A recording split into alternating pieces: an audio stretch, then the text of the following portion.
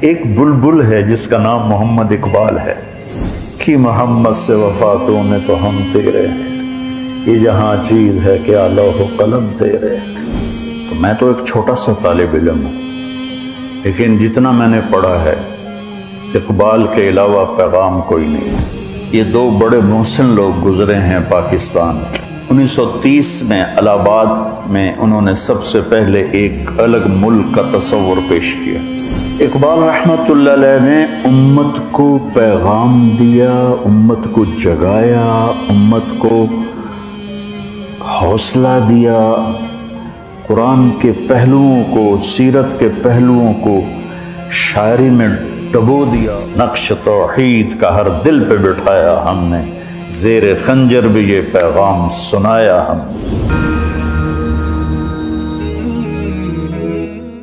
بسم اللہ الرحمن الرحیم، والصلاة والسلام علی رسولہ الکریم وعلی آلہ وصحبہ اجمعین۔ اللہ تعالیٰ نے آدم علیہ السلام کو تمام علوم سکھائے، وعلم آدم الاسماء کلہا۔ تو اس سے علماء فرماتے ہیں کہ قیامت تک جتنے علوم وجود پائیں گے، جو موجود ہیں، جو پیچھے مٹ گئے، جو آگے نئی ایجادات، الاسماء پر الف لام اور تاکید کلہا کے ساتھ، صرف شریعت نہیں، ہر چیز کا علم اللہ نے دیا۔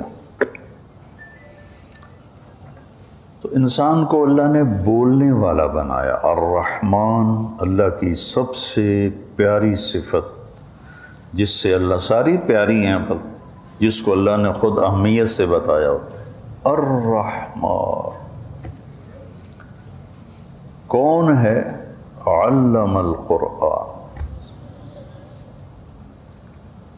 اور رحمان ہونے کا کیا نظارہ ہے؟ خلق الانسان۔ اس میں کیا نظارہ ہے؟ علمہ البیان۔ ہم میں اور جانور میں، پرندے میں کیا فرق ہے؟ یہ چار بڑے دھماکے ہیں جو سورہ رحمان کے شروع ہوتے ہی ہوتے ہیں۔ یا تھوڑا سا ہمارا ذوق سلیم ہو، یعنی ذوق، ادبی ذوق ہو، تو سبحان اللہ کا کلام ہی ایک غذا بھی ہے اور دوا بھی ہے اور نغمہ بھی ہے اور ساز بھی ہے، سر بھی ہے، بربط بھی ہے، تار بھی ہے۔ الرحمن، بسم اللہ الرحمن الرحیم سے قرآن شروع کیا۔ رحمان رحیم ایک چیز ہے۔ کیا ہے تیری رحمت؟ علم القرآن۔ آپ پر سب سے زیادہ رحمت ہو رہی ہے کہ آپ قرآن سیکھ رہے ہیں۔ اور تیری رحمت کیا ہے؟ خلق الانسان، تجھے پیدا کیا احسن تقویم، تیرے جیسا کوئی بنایا ہی نہیں اور مخلوق۔ اور میری خصوصیت کیا ہے؟ علمہ البیان، تجھے بولنا سکھایا، تجھے بولنا سکھایا۔ اور وَمِنْ آیَاتِهِ خَلْقُ السَّمَاوَاتِ وَالْأَرْضِ وَاخْتِلَافُ أَلْسِنَتِكُمْ وَأَلْوَانِكُمْ۔ ہم ایک ماں کی اولاد ہیں، ایک باپ کی اولاد ہیں۔ آپ کے صرف پاکستان میں 50 زبانیں بولی جاتی، یہ مختلف کیسے ہوگی؟ اللہ کہتا ہے یہ میری نشانی ہے۔ یہ سرحد سے گدھا لے کر آؤ، لاہور سے گدھا لے کر آؤ، اور ادھر سکر سے گدھا لے کر آؤ، اور کوئٹہ سے کھوتا لے کر آؤ، چاروں ایک دوسرے کو سلام دعا کریں گے، حال حوال پوچھیں گے۔ تو پنجابی اکٹھا کرو، پٹھان اکٹھا کرو، بلوچ اکٹھا کرو اور سندھی اکٹھا کرو، وہ سارے ایک دوسرے کے لیے گونگے بیٹھے ہوں گے۔ تو اللہ کہتا ہے یہ میری نشانی ہے کہ میں نے تمہیں بولنا سکھایا۔ ہاں، جنت میں ایک ہی زبان ہو جائے گی، عربی۔ اسے کہتے ہیں زبان زبر کے ساتھ، اور بولی کو کہتے ہیں زباں پیش کے ساتھ، فرق رکھا کرو۔ اس میں ایک شعر بھی ایک علم ہے۔ شعر شعور سے ہے، وہ کلام جو شعور میں حرکت دے دے، ہلچل مچا دے، جوش آ جائے، چشمے بھی ابل ابل کے اچھل اچھل کے گرنے لگیں، انسانی دل پھڑکنے لگیں، اور ایک سادہ سی بات اتنی طاقتور بن کے دل پہ اترے کہ پورا وجود کانپ جائے۔ تو اس لحاظ سے پہلے شاعر آدم علیہ السلامی ہوں، چونکہ اللہ نے ان کو ہر علم دیا، تو پہلے شاعر حضرت آدم علیہ السلام ہی ہیں۔ پھر شاعری کا موضوع بن گیا عشق، معاشقہ، بہادری، خوشامد، یہ بن گیا۔ تو ایک عرب کہتا ہے قالوا حجرت الشعر قلت ضرورتا، ارے بھائی شعر کہنے کیوں چھوڑ دیے؟ کہا یار مجبوری ہے، باب الدواعی والبواعث مغلق، جس کی وجہ سے شعر کہا جاتا ہے وہ وجہ ہی نہیں پائی جا رہی۔ اچھا جی شاعر صاحب کیا وجہ ہے؟ کہ خلت الدیار، لاہور خالی ہو گیا، فلا کریم یرتجا، کوئی سخی لبدہ ہی نہیں، منہ النوال ولا ملیح یعشق، نہ کوئی معشوق ملتی ہے اور نہ کوئی سخی ملتا ہے، تو شعر کی آنکھاں خاک آنکھاں۔ تو یہ موضوع بن گیا اشعار کا۔ شعر میں کوئی پیغام دے کر اگر گیا ہے، تو میں تو ایک چھوٹا سا طالب علم ہوں، لیکن جتنا میں نے پڑھا ہے اقبال کے علاوہ پیغام کوئی نہیں ہے، اتنا جامع پیغام رحمت اللہ علیہ۔ عربی شجاعت علی تقتحم الفوارس ہاکذا عنی وعنہم خبروا اصحابی، یہ اپنے دشمن کو قتل کرنے کے بعد شاعر کہہ رہا ہے سارے انو دس دیو اے ہویا پہ جائے۔ وَصَدَرْتُ حِينَ تَرَكْتُهُ مُتَجَدِّلًا كَالْجَزْعِ بَيْنَ دَكَادِدٍ وَرَوَابِ، جب میری تلوار چلی تو پھر وہ ایسے گرا جیسے کھجور کا تنا گرتا پڑا ہوا تھا۔ یہ تو شاعر اسلام ہے حضرت علی، اور شاعر جاہلیت یدعون عنتر والرماح كأنها اشطان بیر فی لبان الادہم ما زلت ارمیہم بغرۃ وجہہ ولبانہ حتی تسربل بالدم۔ یہ ایک ہے اسلوب اور طریقہ اشعار کا کہ اپنی دلیری بہادری بیان کرنا۔ رب لا تجعل موتتی بین النساء النوائح، یا اللہ مجھے گھر میں نہ مارنا، ولیکن قتیلا یدرج الطیر من جوانحی، مجھے ایسے مارنا کہ میں قتل ہوں اور کوے میرا خون پئیں میری نسوں سے نکال کے، اور پرندے میرے گوشت کی بوٹیاں نوچیں۔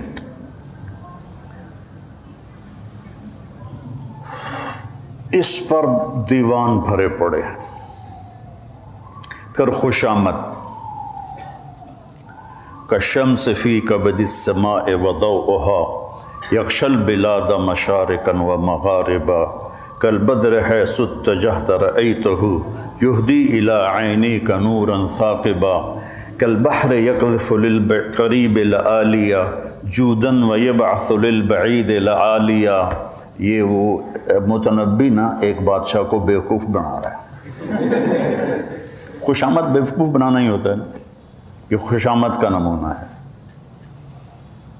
پھر عشق محبت، ابو نواس کہتا ہے وقف الحوا بی حیث انت فلیس لی متأخر عنہ ولا متقدم، میری محبت نے مجھے وہاں پہنچا دیا ہے جہاں سے آگے کوئی مرتبہ اور مقام ہی کوئی نہیں۔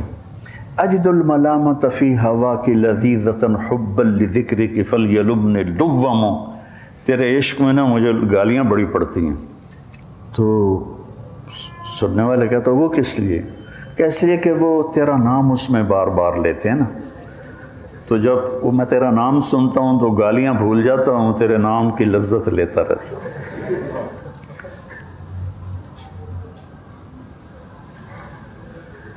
اس پر سارا زور لگا ہے شعراء کا۔ اب ہم آتے ہیں اقبال کی شاعری کی طرف۔ یہ اقبال نے بڑی تھوڑی عمر پائی، 61 سال، 61 سال کی عمر پائی۔ 1877 میں پیدا ہوئے، 1938 میں انتقال ہوا۔ ہماری جماعت گئی 96 میں انڈونیشیا۔ اس وقت جنرل حبیبی صدر انڈونیشیا تھا، تو اس سے ملنے گئے تو اس نے کہا، ڈاکٹر اشفاق صاحب رحمۃ اللہ علیہ تھے، یہ طاہر اشفاق اور طارق اشفاق کے والد تھے، ان سے کہا کہ آپ کو پتہ ہے ہم نے جنگ آزادی کی ابتدا کیسے کی؟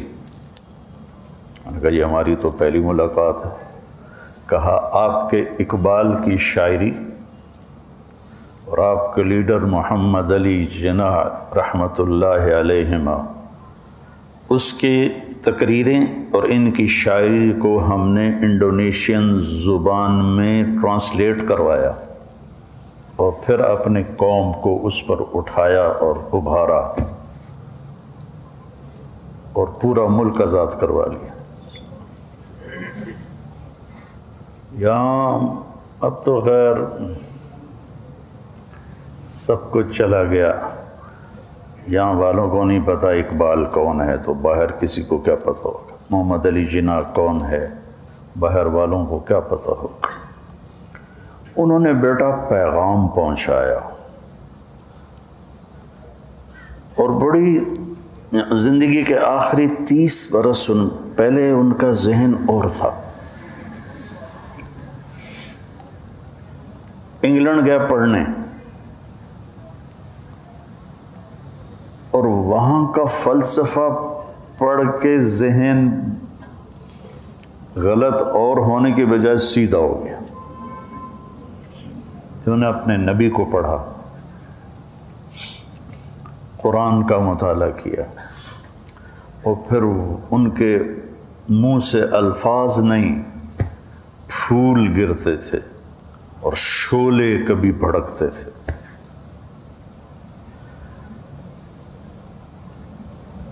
اگر آپ میں سے کسی کو اللہ ذوق دے نا تو اس کی کوشش کیا کرے کہ مزید آگے بڑھ جائے، چونکہ اس کا تعلق پڑھنے لکھنے سے نہیں ہے، اللہ کی عطا ہے۔ ہمارا ایک میراثی تھا، بالکل ان پڑھ، اتنا بڑا شاعر تھا، فی البدیع شروع ہو جاتا تھا پنجابی میں۔ تو یہ اللہ کی عطا ہے، اس کو ہم پڑھنے لکھنے سے نہیں کر سکتے۔ اب عربی میرا ذوق ہے، اردو میرا ذوق ہے، لیکن میں شعر یاد تو کرتا ہوں، شعر کہتا نہیں۔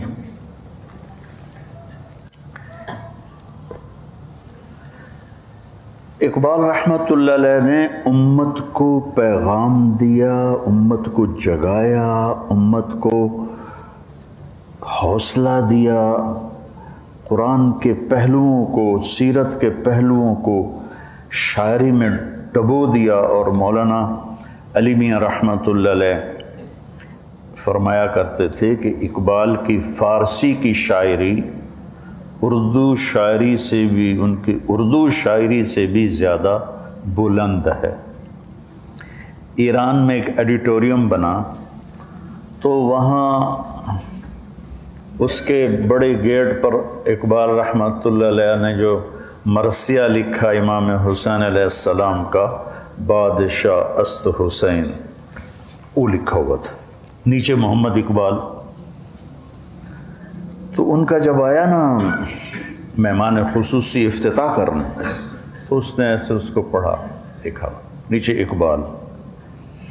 وہ کہنے لگا تمہیں ایران میں کوئی شاعر نہیں ملا کہ تم ایک ہندی کو یہاں لے کر آ گئے ہو؟ تو انتظامیہ جنہوں نے بنایا تھا کہنے لگے حضور آپ ہمیں کوئی شاعر نکال کے دے دیں ایران کا جس کا کلام ایسا ہو، تو پھر ہم یہ مٹا دیں گے، وہ چڑھا دیں گے. تو وہ آگے چپ ہو گئے. اس کی فارسی شاعری بڑی زبردست. تو امت کو پیغام اللہ سے باتیں، کیوں ضیاءکار بنوں سود فراموش رہوں، فکر فردا نہ کروں محو غم دوش رہوں، نالے بلبل کے سنوں اور ہماتن گوش رہوں، ہم نوا میں بھی کوئی گل ہوں کہ خاموش رہوں. اب یہ وہ اللہ سے بات کرنا چاہتا ہے، امت کو ماضی یاد دلانا چاہتا ہے. ساز خاموش ہیں فریاد سے معمور ہیں ہم، نالا اگر لب پہ آتا ہے تو مجبور ہیں ہم.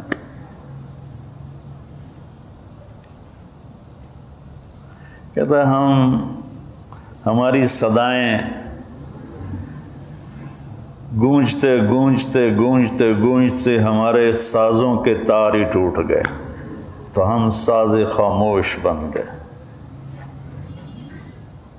لیکن پھر بھی اگر زبان پہ آہ آتی ہے تو ہم مجبور ہیں. تھوڑے تھوڑے نمونے سنا تو سارا دن. اب وہ پلٹے اس طرف کہ یا اللہ ہم نے تیرے دین کے لیے کیا کیا. تھے ہمیں ایک تیرے مارے کا آراؤں میں، خشکیوں میں کبھی لڑتے کبھی دریاؤں میں، دی اذانیں کبھی یورپ کے کلیساؤں میں، کبھی افریقہ کے تپتے ہوئے صحراؤں میں. شان آنکھوں میں نہ جچتی تھی جہاں داروں کی، کلمہ پڑھتے تھے ہم چھاؤں میں تلواروں کی. تجھ سے سرکش ہوا کوئی تو بگڑ جاتے تھے، تیر کیا چیز ہے ہم توپ سے لڑ جاتے تھے.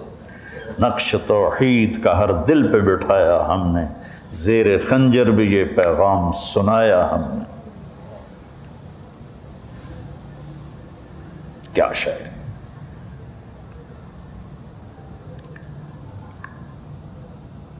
کبھی اے حقیقت منتظر نظر آ لباس مجاز میں، کہ ہزاروں سجدے تڑپ رہے ہیں میری جبین نیاز میں. اوہ ہوئے جو میں سر بسجدہ زمین ہوا تو زمین سے آنے لگی صدا، تیرا دل تو ہے صنم آشنا تجھے کیا ملے گا نماز میں. وَإِذَا قَامُوا إِلَى الصَّلَاةِ قَامُوا كُسَالَىٰ. اور یہ جو صبر ہے، صبر، اس کو جس پیرائی میں اقبال نے بیان کیا ہے شاید ہی کوئی بیان کر سکے. برداشت جب کوئی چیز کر رہی، اس پر ہم ہتھوڑی ماریں تو یہ ٹوٹے گی نا، یا خم آ جائے گا. برداشت آدمی کو توڑ دیتی ہے، اور خاص طور پر لوگوں کے رویے وہ انسان کو چور چور کر دیتے ہیں. بول اور رویہ، صرف چہرہ ایسے بگاڑ کے دیکھو تو اگلے کا کیا سے کیا حشر ہو جاتا. تو اب اس نے کہنا یہ تھا کہ صبر کرو، جیسے اللہ نے کہا یا ایھا الذین آمنوا اصبروا وصابروا ورابطوا لعلکم تفلحون. لیکن انہوں نے کیا کہا؟ تو بچا بچا کے نہ رکھ اسے ٹوٹنے دے. تیرا آئینہ ہے وہ آئینہ کہ شکستہ ہو تو عزیز تر ہے نگاہ آئینہ ساز. دل کو قرآن سے لے کر آئے کہ دل، اللہ نے قرآن میں دل کو شیشے سے تشبیہ دی ہے.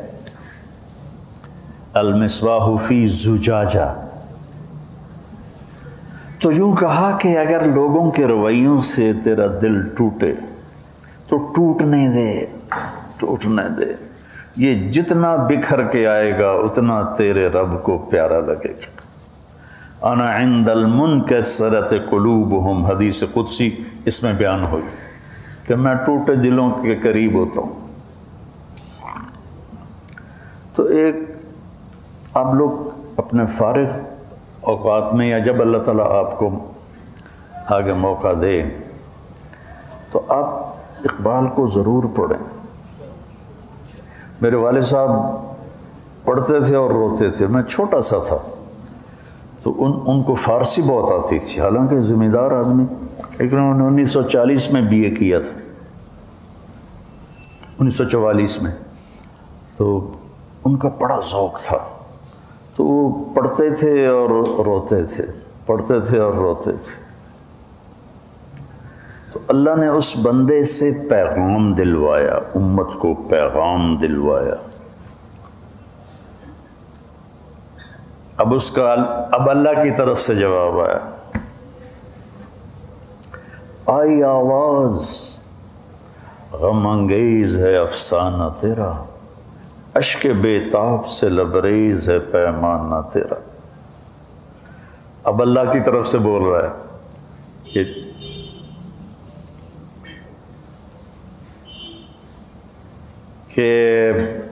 میرے گلے کے بدلے میں جواب آیا، ہاں میرے بندے واقعی بڑی دکھی کہانی ہے تیری، اور بڑے بیتاب آنسوؤں میں بھیگی ہوئی ہے کہانی تیری، لیکن ہم کیا کریں، ہم تو مائل بکرم ہیں، کوئی سائل ہی نہیں، راہ دکھلائیں کسے راہ رو منزل ہی نہیں، تم ترستے ہو کلی کو وہ گلستاں با کنار، ایک مصرع ہے یہ، تو وہ پھر جواب شکواتا ہے کہ میں تو دینے کو تیار ہوں، آؤ تو صحیح، ہم تو مائل بکرم ہیں، آ جاؤ، کوئی مانگے تو صحیح، کس سے راہ دکھلاؤں، کوئی راہ ڈھونڈنے والا، کوئی راہ کا تلاش کرنے والا، کسی رہبر کی تلاش میں ہو تو میں راستہ دکھلاؤں۔ تمہارے بڑوں نے باغات کو ٹھوکر مار دی اور تم چند کلیوں پہ بک جاتے ہو، تم ترستے ہو کلی کو وہ گلستاں بکنار۔ ہائے میرے بچوں، یہ دو بڑے محسن لوگ گزرے ہیں پاکستان کے۔ 1938 میں ان کا انتقال ہوا، 1930 میں الہ آباد میں انہوں نے سب سے پہلے ایک الگ ملک کا تصور پیش کیا کہ ہمیں ایک الگ ملک چاہیے جس میں مسلمان، ان کا تو تصور بہت عالی شان تھا، انہیں کیا خبر تھی کہ ادھر بھی وہی کچھ ہوگا جو وہاں ہو رہا ہے۔ اس وقت جو ہماری قوم کر رہی ہے، یہ سب حکومتوں کو گالیاں نکالتے ہیں، تجھے کیوں فکر ہے اے گل دل صد چاک بلبل کی، تو اپنے پیرہن کے چاک تو پہلے رفو کر لے، کہ اپنے سے شروع کرو۔ تمنا آبرو کی ہے اگر گلزار ہستی میں، تو کانٹوں سے الجھ کر زندگی کرنے کی خو کر لے۔ چوپڑیاں کھاون نال نہیں انسان ترقی کرتا، سنوبر باغ میں آزاد بھی ہے پابگل بھی ہے، انہی آزادیوں انہی پابندیوں میں زندگی کرنے کی خو کر لے۔ ان کی شاعری میں فارسی الفاظ بھی بہت ہیں اور عربی الفاظ بھی بہت، تو مشکل ہوتا ہے۔ تو اب وہ ایک کیا خوبصورت ان دو شعروں کی بات کر کے پھر میں بس کرتا ہوں۔ اگر دنیا میں عزت کے ساتھ رہنا ہے تو پھر روٹی کے غلام نہ بنو، پیسے کے غلام نہ بنو۔ اب اس کے ساتھ بخاری کی حدیث جوڑو، تعس عبد الدینار وعبد الدرہم وعبد القطیفہ، برباد ہو گیا سونے کا غلام اور چاندی کا غلام اور زیب و زینت کا غلام برباد ہو گیا تو کانٹوں سے الجھ کر زندگی کرنے کی خو کر لے۔ یہاں تم عیاشی کر بھی نہیں سکتے، موت ہے پیچھے لگی ہوئی، بیماریاں لگی ہوئی۔ اب رانا صاحب چاہیں گے کہ ان کے منہ میں یہ پائپ لگا رہے، یا میں چاہوں گا کہ مجھے ہارٹ اٹیک ہوتا اور مجھے سٹنٹ پڑتے؟ تو کہا یہاں مشقت کے لیے آئے ہو، یہ کانٹوں بھرا راستہ ہے، تو کانٹوں سے الجھ کر زندگی کرنے کی خو کر لے۔ ہمارا معاشرہ پیسے پہ بک گیا اور فحاشی پہ فروخت ہو گیا، بے حیائی کلچر بن گئی۔ اور پھر آگے کیا خوبصورت تشمیع دی ہے، بوہڑ کا درخت دیکھا آپ لوگوں؟ کتنا بڑا ہوتا ہے، کتنا پھیلتا ہے۔ ہمارے وہاں قدیم گاؤں میں ایک بوہڑ ابھی تک ہے، باقی تو کٹ کٹ آ گئے، وہ ایسے تمہاری یہ جو مسجد ہے نا، اس کا یہ اندر ہال، اس سے بھی زیادہ اس کا پھیلاؤ ہے۔ وہ کیا کرتا ہے، وہ اپنی جو شاخیں ہیں نا، اس سے شاخیں نیچے لاتے لاتے لاتے زمین میں گاڑ دے کر دیتا ہے اور اسے بھی جڑ بنا دیتا ہے۔ میرے شعر کی تشریح کے بعد دیکھنا جا کے، صنوبر کہتے ہیں کس کو، تو اس کی ایسے جڑیں ہوتی ہیں اور وہ پھر اس کو طاقت ملتی ہے اور وہ پھیلتا ہے پھیلتا ہے پھیلتا ہے پھیلتا ہے پھیلتا ہے۔ باقی کوئی درخت ایسے نہیں پھیلتا۔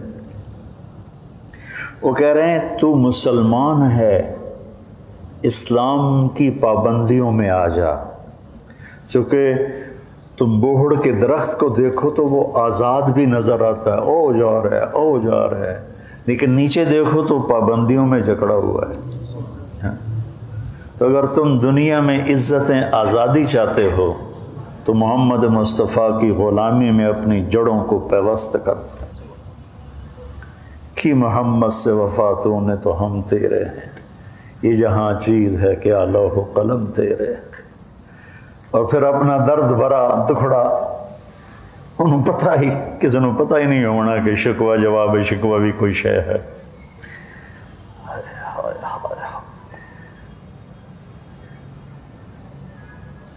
ایک بلبل ہے، ایک بلبل ہے جس کا نام محمد اقبال ہے، ایک بلبل ہے کہ محو ترنم اب تک وہ اپنے نغمے الاپ رہا ہے، اس کے سینے میں ہے نغموں کا تلاطم اب تک، اس کے سینے میں نغمے ابلتے ہیں مچلتے ہیں، قید موسم سے رہی آزاد رہی طبیعت اس کی، نہ اس نے بلبل نے کبھی خزاں دیکھی، وہ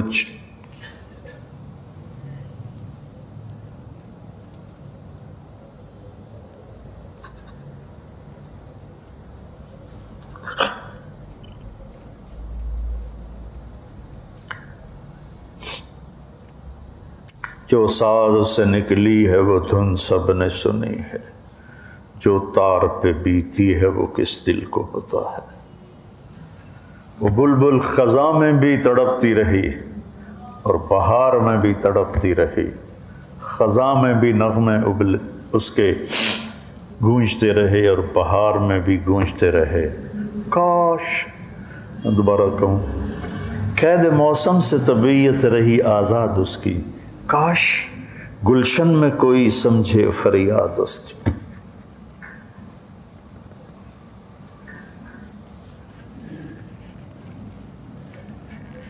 میں نے کبھی اس مضمون پہ بات نہیں کی، نہ کبھی کچھ پڑھا، پرانا پڑھا ہوا آپ کو بوسیدہ سا سنایا ہے، لیکن مجھے بھی بہت اچھا لگا کہ میں نے ایک محسن پاکستان کا تذکرہ اچھے الفاظ میں کیا، اچھے نیک محفل میں کیا، نیک بڑے چھوٹوں میں کیا۔ اللہ اس کا اجر انہی کی روح کو پہنچائے اور ہمیں پا بگل کرتے کہ ہم اسلام کی، اللہ اس کے رسول کی شریعت میں اپنے پاؤں جما دیں، پھر ہم ایسے پھیلیں گے، ایسے پھیلیں گے، ایسے پھیلیں گے، ایسے پھیلیں گے۔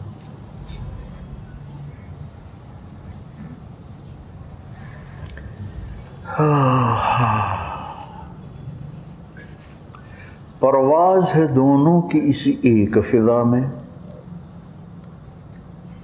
کہا یہ اسی آسمان میں گدھ بھی اڑ رہا ہے اور عقاب بھی اڑ رہا ہے، شاہی کا جہاں اور ہے، کرگس کا جہاں اور ہے۔ شاہین تازہ گوشت کا شکار کرتا ہے اور گدھ جب بدبودار ہو جاتا ہے جیفا میت تو اس کو جا کے نوچتا ہے، کھاتا ہے۔ ہم کینیا گئے 2015 میں، چلا تھا، 8 ملکوں کا سفر۔ تو میں نے کہا یار جنگل بھی دکھا دو، پتہ نہیں دوبارہ آنا تک۔ تو وہاں سے ہم نے 2 گھنٹے کی فلائٹ لی، چھوٹا سا جہاز تھا 14 سیٹوں کا، تو اس میں ہم جنگل میں گئے۔ اس کے اندر 3 ایئرپورٹ تھے، کچے۔ تو پہلے ایئرپورٹ کے ساتھ ہوٹل، دوسرے کے ساتھ ہوٹل، تیسرے کے ساتھ ہوٹل، کچھ مہمان پہلے ہوٹلوں کے، کچھ درمیان، کچھ آخر۔ تو میں نے تینوں دیکھے، چونکہ میرا ہوٹل تیسرے ایئرپورٹ پر تھا، تو وہ پہلے پہ اس نے ہمیں اتارا، دیکھا، دوسرے پہ اتارا، پھر تیسرے پہ اتارا۔ تو ہم یہ جو میریٹ ہوٹل ہے وہاں خیمے بنے ہوئے ہیں، ہوٹل خیمے، لیکن بڑے محفوظ، جنگلے لگے ہوئے تاکہ کوئی جانور نہ۔ تو ہم صبح نکلے جنگل کو دیکھنے کے لیے، گائیڈ ہمیں لے کے چلا، تو بہت کچھ دیکھا، لیکن جو اس شعر کی مناسبت سے مجھے یاد آیا ہے کہ پرواز ہے دونوں کی اسی ایک فضا میں، کرگس کا جہاں اور ہے، جہاں شاہی کا جہاں اور، کہ ایک وہ تھے جنہوں نے اللہ کو راضی کیا، ان کی دنیا اور تھی۔ ایک آج ہیں جو کہتے ہیں پیسے کے بغیر کوئی زندگی نہیں، ان کی دنیا اور ہے۔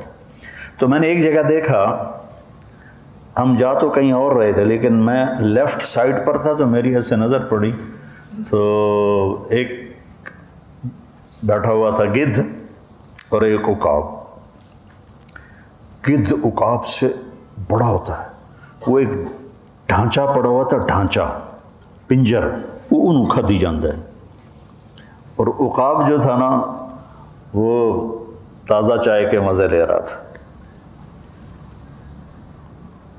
میں نے کہا اے اقبال، اللہ تیری قبر روشن کرے، کرگس کا جہاں اور ہے، شاہی کا جہاں اور۔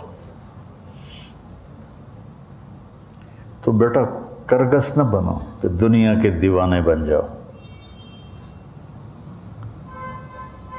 امتی بنو، فرقہ واریت سے نکلو، داعی بنو۔